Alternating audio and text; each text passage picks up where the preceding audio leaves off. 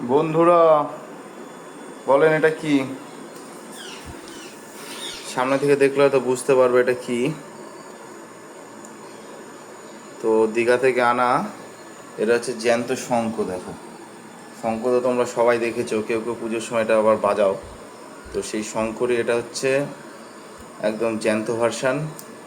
দেখো পুরো নড়ছে, এভাবে তোমরা সেটা বুঝতে পারছো।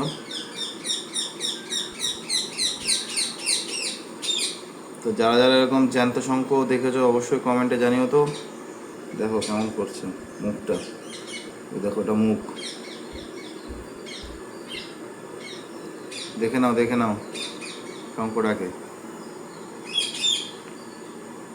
এই হচ্ছে পুরো ইয়েটা, দেখো।